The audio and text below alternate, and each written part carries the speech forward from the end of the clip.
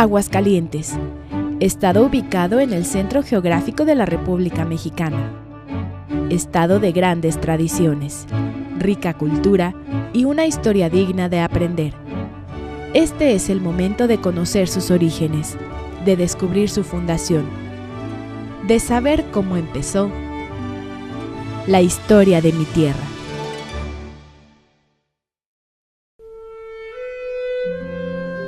En la era precolombina, las puntas de flecha, los fragmentos de cerámica y las pinturas rupestres en las cavernas de la Sierra del Laurel y cerca del actual poblado de Las Negritas atestiguan la presencia del hombre en este territorio desde hace más de 20.000 años.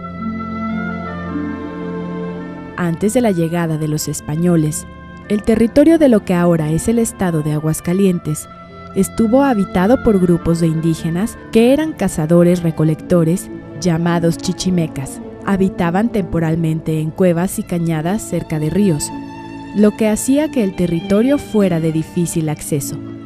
De hecho, la total ocupación de las tierras del Bajío fue una labor que tardaría alrededor de 2 siglos. Al respecto, el virrey Luis de Velasco ofrecía beneficios municipales a los que establecían poblados para hacer frente a los chichimecas, y por su parte, el virrey Gastón de Peralta decide enfrentarlos de forma directa, lo que no le dio buenos resultados. Venimos caminando sobre el acceso a las cuevas, donde a mis espaldas podemos encontrarnos la zona que conocemos como cuevas. Se cree todo esto fue un asentamiento chichimeca, donde por muchos años después se han encontrado vestigios que así lo demuestran. Se encontraron algunas cuevas de diferente tonalidad y algunas con un poco más de amplitud se han servido incluso como viviendas de los antiguos pobladores de esta zona. Últimamente lo habitaron desde gente que se dedicó al ganado de cabra. Posteriormente, este fue el camino de españoles que pasaron sobre esta zona, sobre este cerro que conocemos como el Cerro del Coyote. Nos venimos acercando a lo que se cree aquí. Se puede ver como el Paso del Coyote, ya conocido de toda la zona por toda la gente de esta comunidad. Y en sí pasamos hace un ratito platicándole de las cuevas, que en sí es lo que nosotros damos nuestro recorrido, y la gente que nos ha visitado pues se ha ido contenta con nuestra plática y les llama mucho la atención, sobre todo la vegetación, la zona montañosa, que es muy extensa en toda esta zona. La vegetación es más extensa, aquí es un poco semidesértico. Estamos en una zona semidesértica, pero al mismo tiempo bonita y diferente a lo que se puede apreciar en otra zona del estado. Todos estos lugares fueron habitados por indios chichimecas, por indios cascanes. La cultura que hay aquí se extendería por los campos, por Las Negritas, por donde quiera. Yo conozco todo lo que sale en distintos lugares.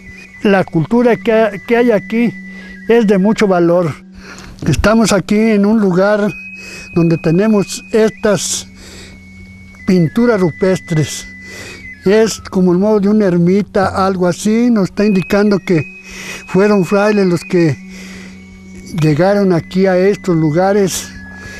Y tenemos aquí, estoy comprobando con hechos de la cultura que hay aquí, que no la hay en ninguna parte. Esto es lo que yo saco aquí en estos lugares. Unos monitos así, tan bien vestidos como los que hay aquí, no los hay. Si hubiera sido una jerarquía aquí, estuviera aquí un edificio, un cacique, pero tenía que estar al mando de todas estas culturas. Si vamos allá a Las Negritas, que son unos 3 kilómetros de mucho, ya no la hay. Si vamos aquí atrás de estos cerros, hay cultura, pero ya no es la misma.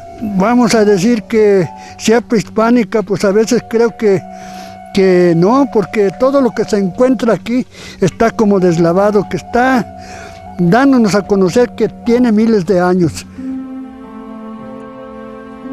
Todos los virreyes tuvieron gran interés en que se desarrollara la traza de un camino más directo hacia Zacatecas y que la plata llegara lo más pronto posible hasta España. El problema se suscitó cuando se enfrentaron a los aguerridos indios chichimecas, que asaltaban caravanas, no tanto por apropiarse del mineral, sino por el rechazo a la invasión de su territorio, y para robarse los alimentos que iban en los convoyes y que surtían a las poblaciones mineras del norte. A Diego de Ibarra le ceden una parte de terreno que sirvió para crear ganado específicamente. A la llegada de él hubo una raza de indios que ellos se dedicaban a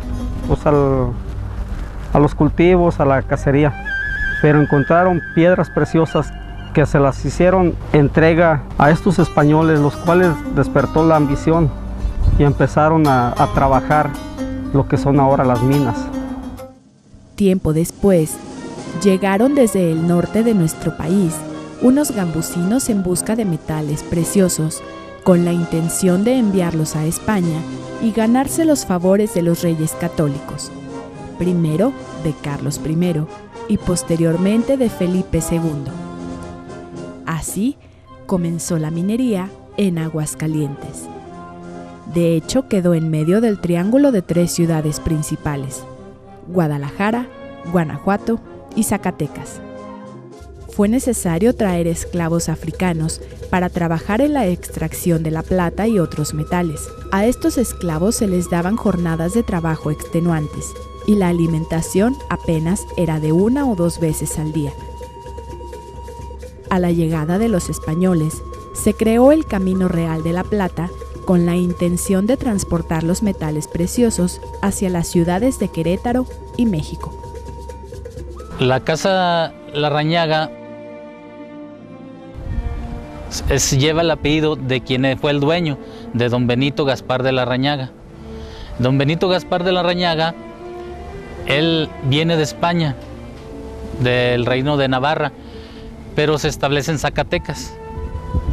Asientos viene por accidente y se queda en Asientos al comprar la mina La Descubridora a Miguel Mejía.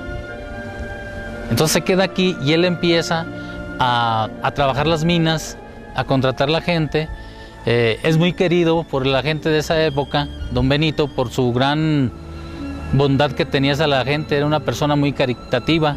Empezaron por la mina que le decían que La Descubridora, donde encontraron una porción grande de plata, en el cual se desarrolló, pues ahora sí, varias fuentes de trabajo. En esos tiempos utilizaban a los indios para que apoyaran también a la minería. Y más que nada, se dice que se trajeron varias gente que vino a trabajar, que le nombraban esclavos. Hay orígenes todavía de esa raza que trajeron a explotar las minas de Real de Asientos. Terminada la guerra de los chichimecas en el año de 1600, empiezan a llegar gentes de otros lugares a las partes de los cerros como buscadores de metales. Y un señor, Agustín Mejía, que era originario de San Luis Potosí, llega a encontrar una de las vetas en esos años, una de las más ricas vetas en plata, un filón de plata entre una cueva. Y en el año de 1701 empiezan a trabajar esa mina, llamada también la Limpia Concepción o La Descubridora. Desde esos años la minería empieza a surgir aquí en Real de Asientos, empiezan a llegar también grandes familias de otros países y empiezan a trabajar las minas. El señor Agustín Mejía, él no tiene el suficiente capital para poder trabajar esa mina que fue descubierta, y se la vende a un español, a Benito Gaspar de Larrañaga. Se le conoce a él como el pionero de la minería, porque empezó a dar muchísimo trabajo a la gente de aquí de Real de Asientos y parte de sus alrededores. Además, él manda construir la parroquia de Asientos. Él costea todo. Lo tienen como el mejor benefactor que ha tenido el pueblo, a don Benito Gaspar de Larrañaga. Él fallece después de que terminan la construcción del templo, pero él tiene un hijo que es adoptado, y lo adopta para que siguiera su apellido, no se perdiera pues su apellido de Larrañaga. Este hijo se llama Juan Ignacio Larrañaga, que sigue los mismos pasos de su padre al ser igual de bondadoso con la gente del pueblo.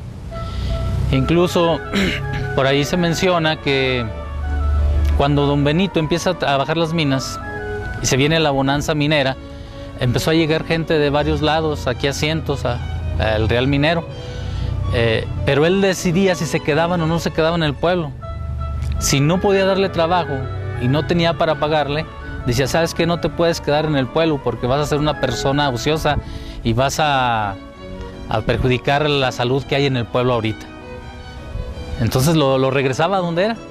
Pero si le podía dar trabajo, le decía, si te doy trabajo es porque te voy a dar donde vivas, te voy a dar de comer, te voy a dar todo. Los españoles se asentaron rápidamente, afincándose en ranchos y haciendas de gran extensión, que formaron parte del reino de la Nueva Galicia. Miles de familias provenientes de Cantabria, Andalucía, Galicia, Asturias y Extremadura, a las que se sumó una minoría francesa, vasca y austriaca, forjaron la identidad de esta región. Allá el mesón, que venían los del rancho, traían sus caballos, sus burros o sus volandas y metían sus burros a los macheros. Y ya vio los macheros, ¿verdad? Entonces allí metían sus burros y las piezas que había las rentaban para quedarse. Cuando se quedaban y cuando no, pues nomás llegaban, pagaban, dejaban sus burros o sus caballos ya y hacían sus mandados a lo que iba en su negocio y entonces ya se regresaban a su rancho y ya se sacaban sus animales y se iban. Entonces puros burros y caballos y volandas que había. Ay, pues yo tenía como 8 años cuando estaba aquí con mi tía Chayo, porque aquí era de mi tía Chayo. Entonces esta casa, cuando murieron sus abuelitos, se las dejaron a su mamá de ella, a sus papás. Murieron sus papás y entonces quedó la casa a ella. Y ahora que mi tía Chayo murió, porque ella murió de 100 años, entonces me la dejó a mí, que era mi tía, hermana de mi papá. No más que mi tía Chayo era Rosario Carrera Mora y mi papá era Gómez Mora, eran nomás de mamá. Y yo desde chiquilla pues siempre vi este piso, igual así como ver esos pollitos, todo eso todo. Sí, así ha estado siempre. Todo esto, yo ya desde que me acuerdo, yo ya de 8 años, yo ya venía aquí a ayudarle a mi tía Chayo, ayudarle y a que me enseñara a leer y a tejer. Ella me enseñó a leer, a escribir y a tejer. Ya cuando entré a la escuela, ya más grande, pues yo ya sabía leer y todo, pero ella me enseñó.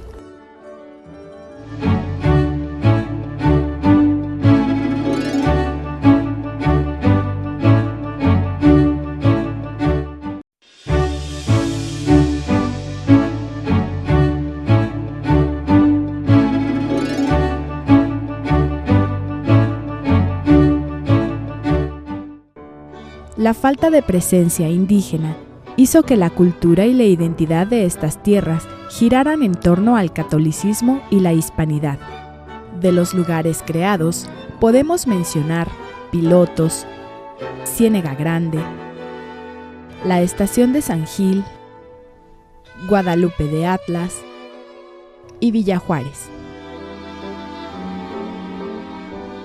Esta hacienda, según eso, se fundó en 1885. Según la historia, lo que platican los que se acordaban de ello, ¿verdad? Y costaba una tienda de raya, ahí les pagaban a los peones que ocupaban, mal pagados y muy trabajados. y nunca se hallan del adeudo, antes más bien se hallan debiendo, ¿verdad? En aquel tiempo, en el periodo de las minas que bajaban con metales, que aquí tenían pleitos sangrientos con los chichimecas, que los saltaban para quererlos robar. Todo eso tenían así de problemas. Y eso fue en la época de los primeros soldados. Y que seguro el último dueño se llamaba don Carlos Arellano. Él también tenía sus gentes, sus peones. Y ya se acercó en 1934 y según eso ya había organizaciones campesinas organizándose para apropiarse de las haciendas para repartir las tierras en tierras ejidales. Cuando ya se juntaron los campesinos organizados para que ya se sintió vencido el hacendado que le ganaron los campesinos, porque luchó mucho él, según eso, con sus peones, a no dejar que le quitaran las haciendas. Esa hacienda se llama Pilotos, porque fue que las primeras haciendas que hicieron por aquí en el llano. Entonces se valió de sus gentes a luchar contra los campesinos, a defender que no se la quitaran, pero fue vencido por los campesinos.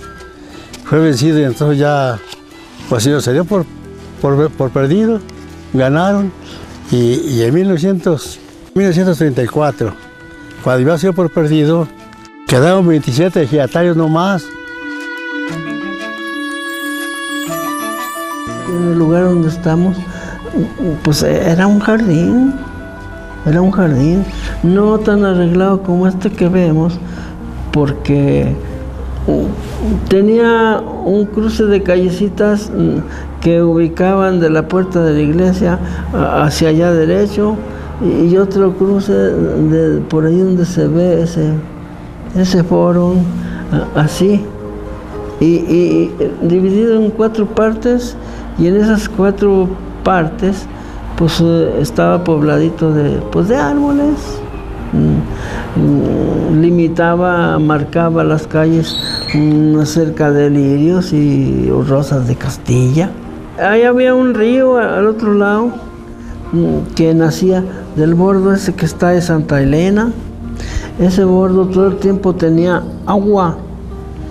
Lo mantenía un manantial que estaba adelante de San Gil, por sobre de la vía, a 1 kilómetro, un manantial de agua, ¿cómo se dice?, termal. Pues antes había poca gente, y vamos a hablar que las lluvias eran más fieles, más, pues sí, no fallaban. Atrás de las casas esas había una huerta de fruta, peras de distintas variedades, membrillos, higueras, fruta. Aquí era una hacienda pues chiquita, o sea, si su grandeza era el terreno, pues de poca gente.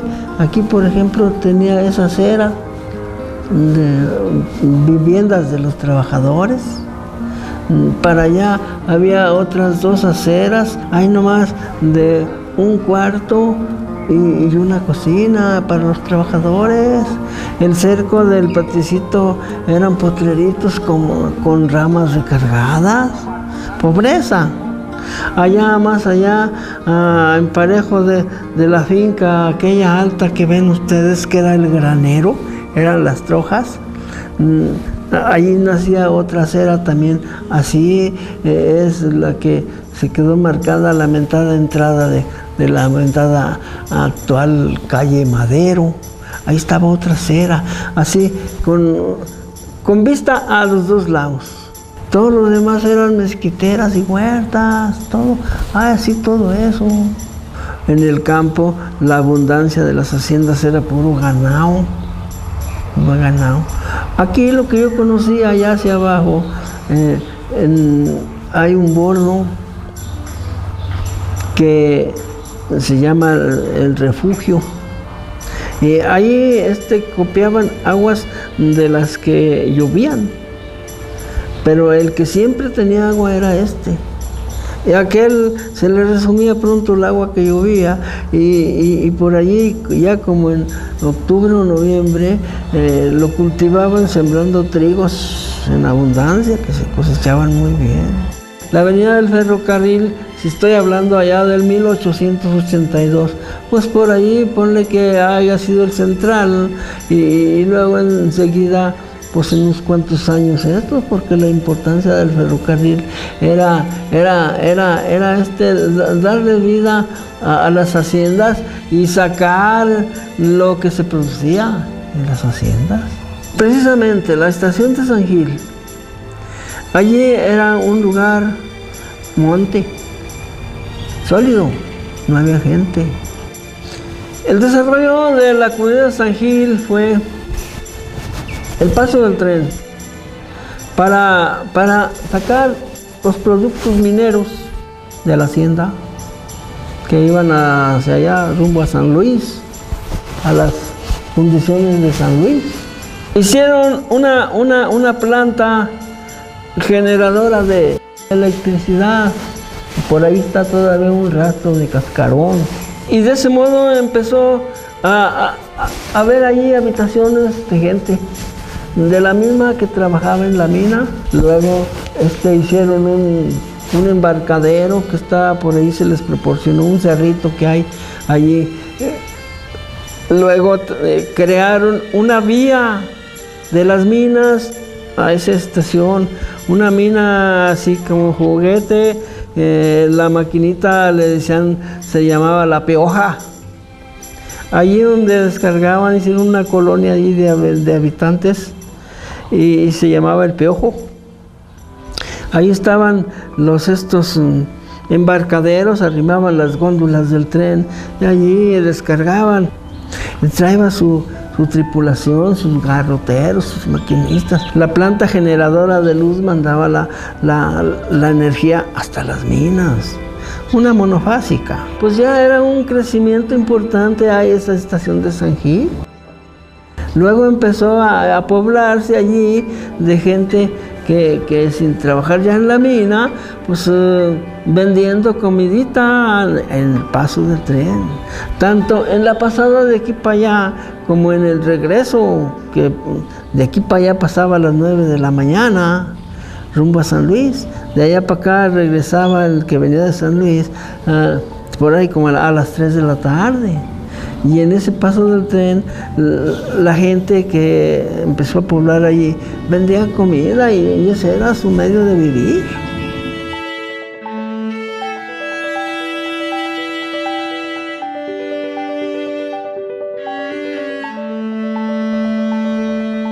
Esta fue una estación de las más concurridas de la gente, con eso de que aquí se vendía mucho comercio cuando las minas de asientos. Según platicaban, que había un trenecito pequeño que bajaban el mineral de asientos aquí y aquí lo cargaban. Hay que se dice Santa Francisca, ahí en esa bodega que está ahí.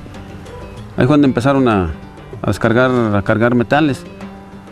Y ya después se formó acá esta otra, donde ya aquí en el muelle de la planta de luz cargaban el mineral.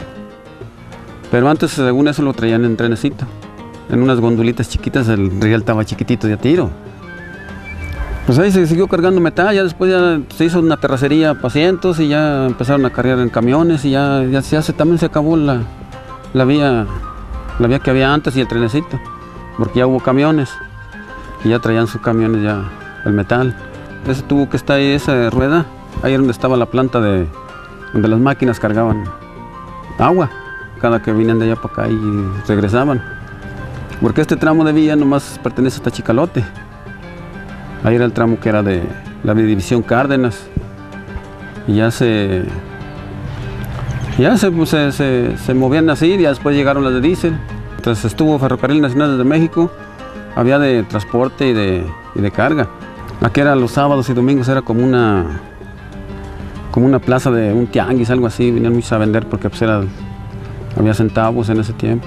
La historia que hubo aquí fue de que en los trenes de pasajero, aquí subía mucha gordera a vender sus chiles rellenos, sus gorditas. Y ahí se mantenía mucha gente en eso.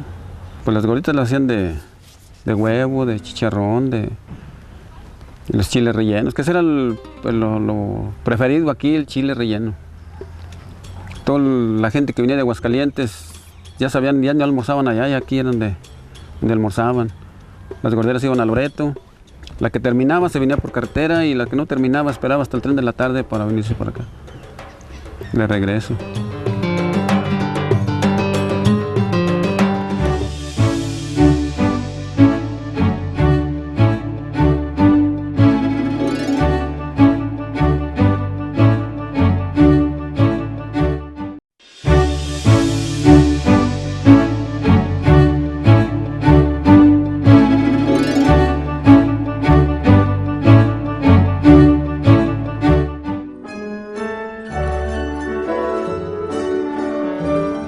En la comunidad que hoy conocemos con el nombre de El Tule, se descubrió un puente y una ramal del Camino de la Plata, mismo que nos lleva hasta la comunidad de Villa Juárez.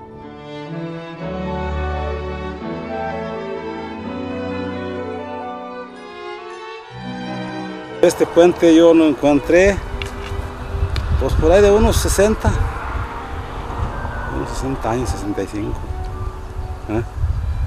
Pero no se veía a este lado. En aquel lado era un tanque, era un puente de agua que allí bañaban caballos hondos, sí. Estaba muy hondo. Y todo esto era pura arena. Tiene aproximadamente de unos 150 o 200 años. Era el camino real, esa era la calle, el camino donde bajaban los carros y bajaban cosas, carretas con bueyes y todo eso. Y aquí era el camino. Es una lema, una alameda bonita, todo esto era la alameda bonita. Aquí venía mucha gente de Aguascalientes, paseos aquí, ¿por qué? Pues era un jardín, una cosa bonita. Todo eso acabó, falta de agua.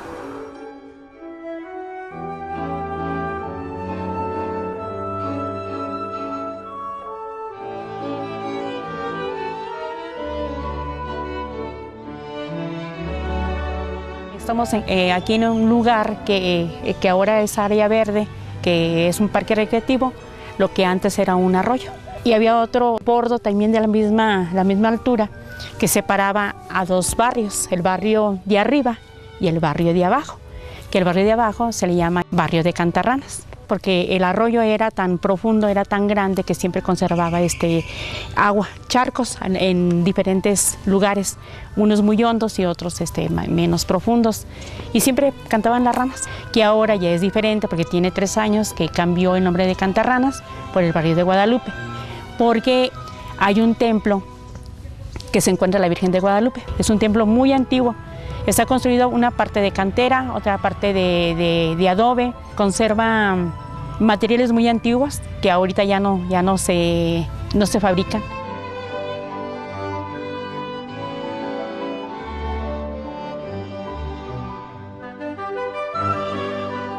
Es el primero que se construyó en esta comunidad de Villa Juárez, que antes se llamaba Viudas de Oriente. Y en el año de 1959 se levantó un consenso y se dio el nombre de Villa Juárez, porque así el mismo pueblo lo determinó, y ahora es Villa Juárez, asientos Aguascalientes, lo que antes era Viudas de Oriente. Se llamó Viudas de Oriente y Viudas de Poniente porque hay otra parte que se llama Viudas de Poniente. La mayoría de las personas se dedicaban a pastorear en haciendas, y en una ocasión estas personas se quedaron dormidas en una paja. Llegó la lluvia muy fuerte, hubo inundación y se llevó esa lluvia, terminó inundando muchas viviendas, arrasando con animales y personas. Y de ahí se quedaron viudas. Estas personas, algunas se establecieron en Viudas, que se llamó Poniente. Las otras viudas se establecieron en la Loma Pachona, que se llamó Viudas de Oriente. Por eso el nombre de Viudas de Poniente y Viudas de Oriente, porque se dividieron buscando la forma de vivir. La mayoría de aquí pues, se dedica a la agricultura.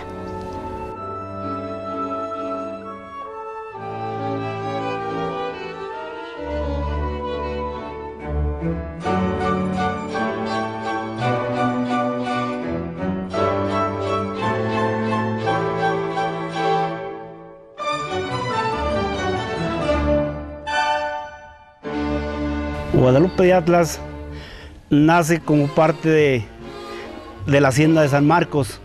Aquí se fundó con puros trabajadores que participaban en los trabajos que el hacendado les encomendaba, ya sea como cuidar ganado, parte de agricultura rústica como ellos estaban acostumbrados. No sabemos quiénes fueron sus verdaderos fundadores, porque no hay nada histórico simplemente en el nombre. ¿Por qué Guadalupe y por qué de Atlas? Mucha gente piensa que es por la Virgen de Guadalupe. Nosotros tenemos esa consideración de que hemos sido parte y fundados por los hacendados. Para 1828 ya había gente nacida aquí. Esta es una de las comunidades más antiguas de parte del municipio de Asientos. Tenemos entendido que cuando Aguascalientes se separa de Zacatecas, que lo hace en estado, el convenio que hubo fue que las divisiones que iban a ser de las divisiones territoriales sería la hacienda de San Marcos y la hacienda de Ciénega Grande. Hay escritos en Loreto que cuando se hace municipio de Loreto, entró Norias de Guadalupe. Nosotros estábamos incluidos en esas Norias de Guadalupe y Norias del Borrego, que era parte del municipio de Villa García. Y yo creo que nosotros nos jalamos automáticamente o nos trajeron los que fundaron el ejido en 1924, que se funda el ejido y todo se registra en Aguascalientes. Se agarra parte de Loreto, Zacatecas y parte de Aguascalientes con el nombre de Ejido Asientos. Aquí era la cabecera ejidal, aquí eran las reuniones ejidales, se juntaba Bimbalete, se juntaba Asientos, se juntaba Ejido Hidalgo y Guadalupe de Atlas. En 1940, en esa década, se llevan la mesa directiva para Asientos. Ahí empieza ya a regirse y ya nosotros somos como anexos del ejido de Asientos. Real de Asientos es un lugar antiguo, con edificaciones que datan desde 1548. Es la primera población fundada antes que la misma ciudad de Aguascalientes. Por lo tanto, en el año 2006 fue denominado Pueblo Mágico, pues en sus rincones se guardan tesoros históricos y culturales. Entre sus principales sitios de interés están los túneles y pinacoteca de la parroquia de Nuestra Señora de Belén. Los túneles son acueductos subterráneos, obra hidráulica prodigiosa de ingeniería original del siglo XVIII, que pasan por debajo de la parroquia y que sirven para protegerla de las abundantes filtraciones de agua que amenazan su estructura. Aquí está la primer campana que se tañó en esta parroquia y que fuera construida por los propios mineros. Esta otra tenía una sonoridad que se podía escuchar a 30 kilómetros a la redonda. Hoy en día tiene campanas nuevas, elaboradas también con aleación de metales. El recorrido que manejamos en este lugar es que atravesamos 70 metros de túnel por debajo de la parroquia de Nuestra Señora de Belén. Pasamos a la pinacoteca a ver pinturas que datan de 1600 y 1700. Son pasajes bíblicos, todos se tratan de religión. Dentro del túnel alcanzamos a observar lo que son restos humanos de sacerdotes fundadores de aquí de la parroquia. Pasamos a observar también un manantial que es un ojo de agua. Es agua que contiene muchos minerales, obviamente no se puede beber. Hay algunas personas que la llevan como curativa, ya que en ese lugar estamos debajo de los pies de la Virgen de Fátima. También alcanzamos a ver algunos ramales, que son estos. Nosotros simulamos que el túnel es un árbol y pues lo que es sus ramales obviamente son sus ramas. Pasamos a observar también algunos pozos anexos a lo que es el manantial. Este da al centro de la pinacoteca, que tiene 15 metros de largo. En la pinacoteca se resguarda una valiosa colección de retablos que representan diversos pasajes bíblicos y otros temas que datan de los siglos XVII y XVIII. Así como algunas de las vestimentas que usaban los sacerdotes en aquella época. Observamos lo que es la circuncisión, una de las imágenes más importantes que se encuentran aquí en la Pinacoteca, ya que se habla de que se encuentra entre las únicas de toda Latinoamérica. La Virgen del Refugio, que es un orgullo tenerla aquí, ya que es de las originales que se encuentran en la Pinacoteca y en el centro del país. El autor fue de aquí del pueblo, su nombre Francisco Zacarías Ascona, la hizo un 24 de julio de 1824. Aparentemente el niño se observa que es desnudo, pero no, tiene un velo transparente que lo cubre todo su cuerpo, resalta mucho sus coronas, al igual algunas letras donde dice Jesús, María y José. Alcanzamos a ver también algunos medallones. Estos dos medallones son las únicas pinturas que se han mandado a restaurar, lo que es la visita de la Virgen María a su prima Santa Isabel, y también de las pinturas importantes que se tienen en este lugar es esta Virgen que hasta ahorita la tenemos como no identificada. Nosotros somos mestizos, venimos de indios con españoles, aquí se ve mucho el mestizaje. Es rarísimo ver una Virgen morena con su niño blanco. Muchas personas creen que así trató de hacerlo el pintor, pero en realidad un pintor en la antigüedad no podía hacer una pintura de algo a lo que no se estuviera refiriendo, algo que no existiera. Si pintaba otra cosa era una falta de respeto para la iglesia. La Santísima Virgen del Carmen, en la parte de abajo nos muestra los 7 pecados capitales, todos están en el purgatorio, pero ella nos dice que no importa que sea un sacerdote, un obispo, un cardenal o hasta el mismo papa, puede llegar a pecar, puede llegar al purgatorio. Observamos la vida de Jesús, el bautismo de Jesús en el río Jordán. Creemos que también el autor de esta pintura fue la de Osorio. Si checan los rostros son muy similares. Observamos algunos efectos como ilusiones ópticas o luz-sombras, ¿sí? También alcanzamos a ver aquí lo que es este piano, este órgano. Tiene más de 150 años de antigüedad aquí en el pueblo, pero es más viejo, más antiguo. Fue traído desde Leipzig, en Alemania. Hasta hace poco el sacerdote lo utilizaba para dar misa en las comunidades. Era muy fácil de portarse, se hace en un maletín. Nada más funciona esta mitad y esta otra no. Si vemos un pedal sí y el otro no, los tienen que estar pisando para que con el aire pudiera funcionar. A este tipo de piano se le llama armonio. Esta pintura que vemos aquí, si la comparan con las demás que ya hemos observado, esta es muy azul, muy colorida. Es la Virgen de las 3 Aves Marías. No es igual de antigua a las demás, pero aún así tiene más de 200 años de antigüedad. Es de autor anónimo. Y aquí enseguida de ella vemos la crucifixión a Jesús. El fondo sí es muy oscuro y la imagen muy resaltada. A toda esta pintura se le conoce o se le llama pintura barroca. Está pintada sobre óleo. El óleo sabemos que es la tela, que es especial para que dure muchísimos años. Y aquí vemos una representación de una de las 3 caídas de Jesús durante su Vía Crucis. Si vemos también, brilla un poco esta pintura, nada más se le puso un tipo barniz, nada más fue para protegerse, no está restaurada. Aún así es una de las imágenes más vivas, más reales que se hacen ver aquí en la Pinacoteca.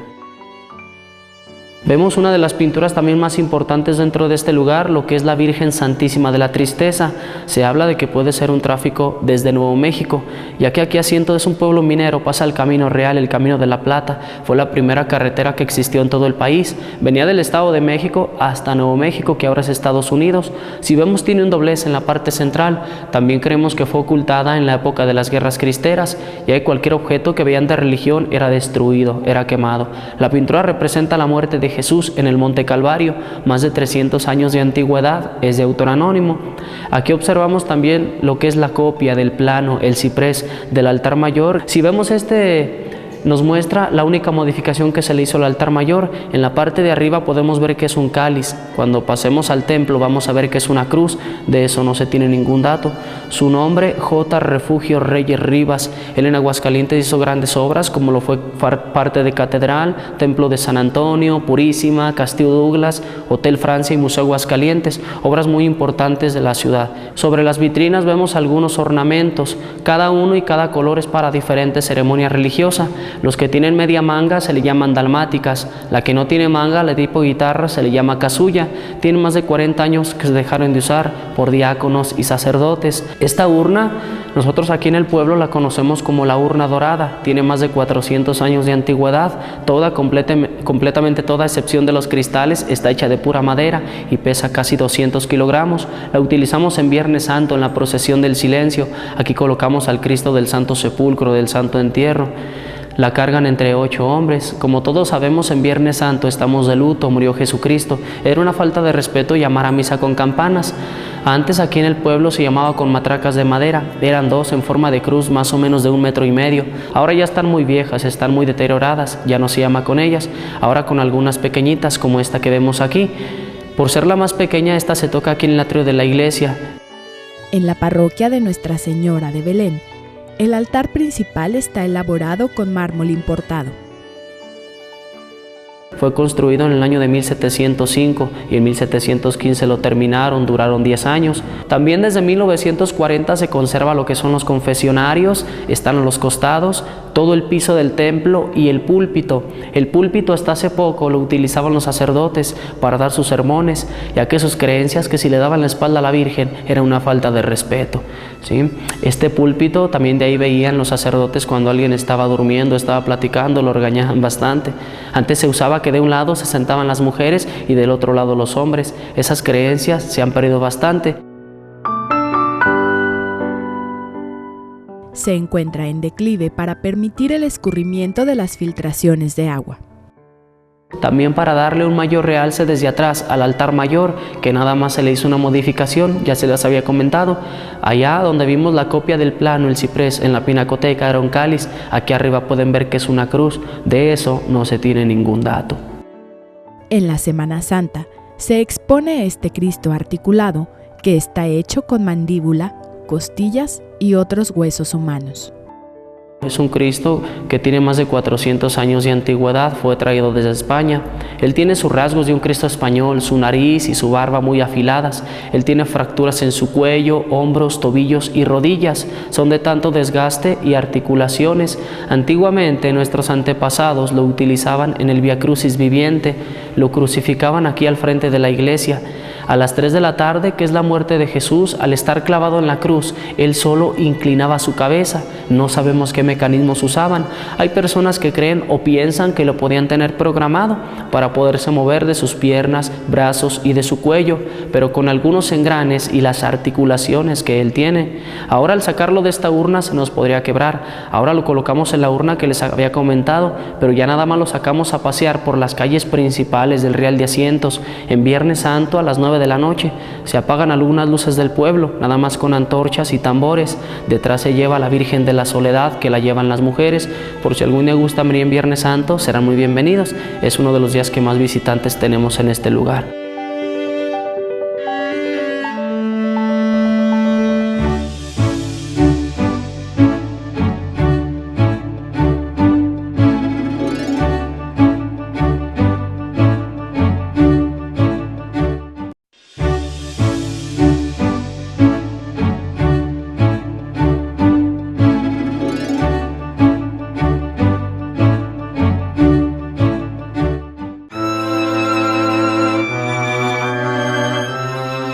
El santuario de Nuestra Señora de Guadalupe y panteón del mismo nombre fue construido en el siglo XVIII. En él descansan los restos de los primeros colonizadores del estado. Aquí se acostumbraba sepultar a los religiosos y personajes acaudalados. Tiene catacumbas exclusivas para religiosos y una sección dedicada para el pueblo.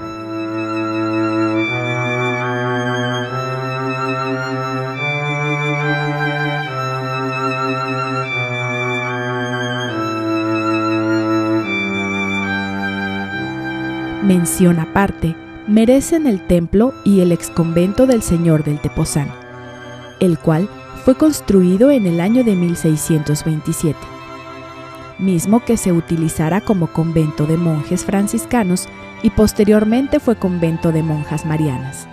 Hoy en día alberga un museo con temas de historia religiosa, el pensamiento mítico y guerrero de los primeros habitantes de esta región, historia social y la cultura negra en Real de Asientos.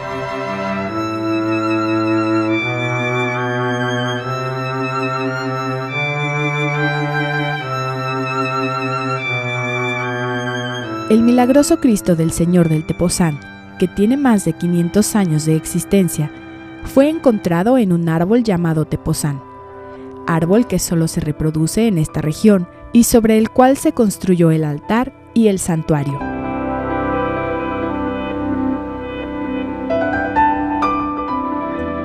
Don Salvador Gallegos Galindo posee una colección de objetos reunidos a través de los años.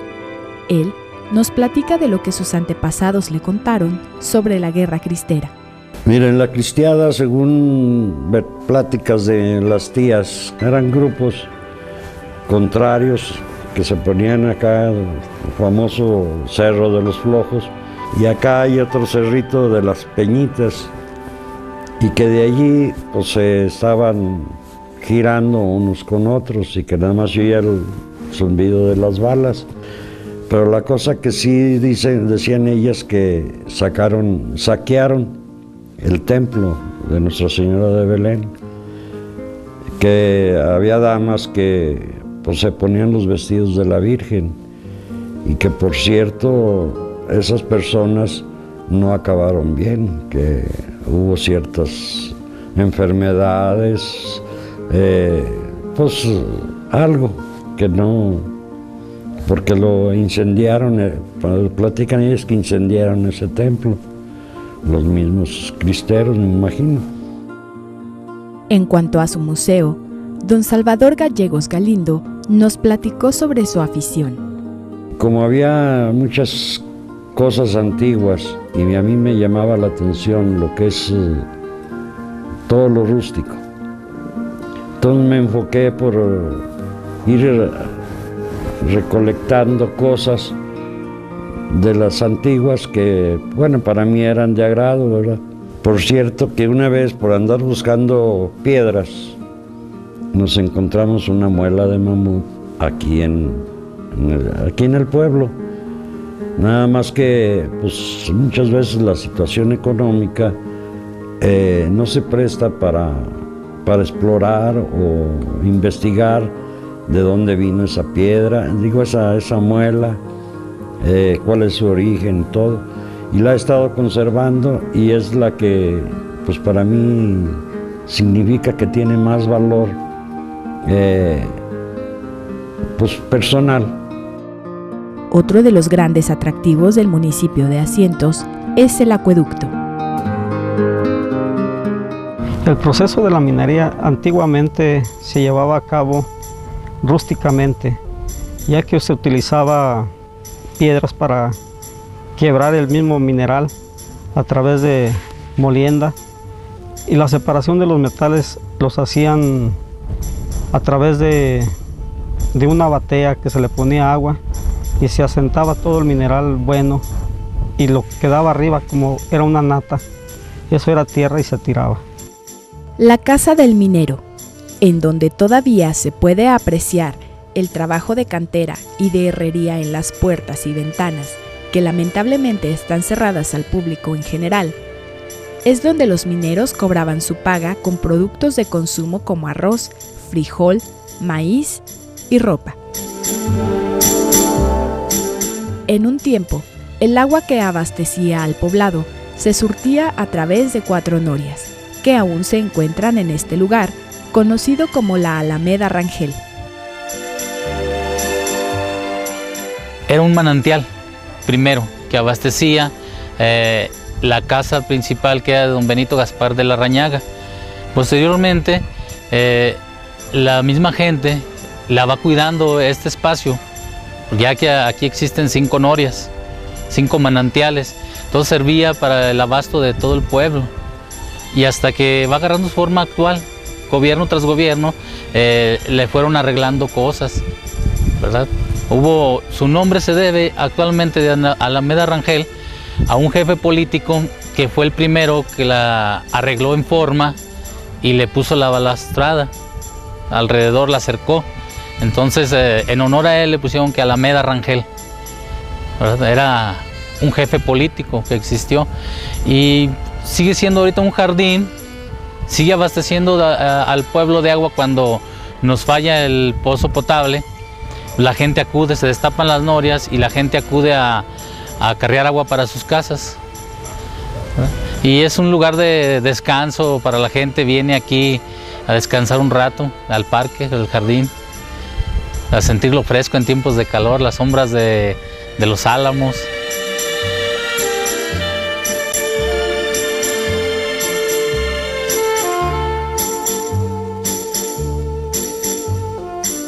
Desde tiempos ancestrales se degusta un platillo 100% autóctono y se sigue conservando la receta original.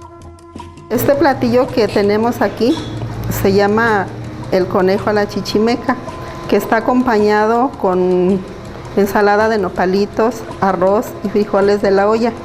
También como aderezo le ponemos salsa de molcajete, acompañado con agua de sabor. Sus tortillas también se las ofrecemos calientitas. Está elaborado con la receta de la casa y es lo que nosotros le ofrecemos al turista que viene a visitar aquí este pueblo de Asientos. Lo preparamos con mucho gusto de aquí de Asientos para todo el mundo.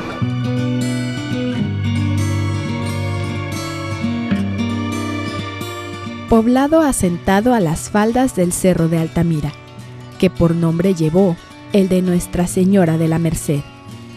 Posteriormente se le llamó Nuestra Señora de Belén de los Asientos de Ibarra, pues su fundación se debe a Francisco y Diego de Ibarra, Benito Gaspar de Larrañaga y Juan Ignacio Larrañaga de Salcedo. Hoy, pueblo mágico de Real de Asientos. El inicio de la historia de mi tierra.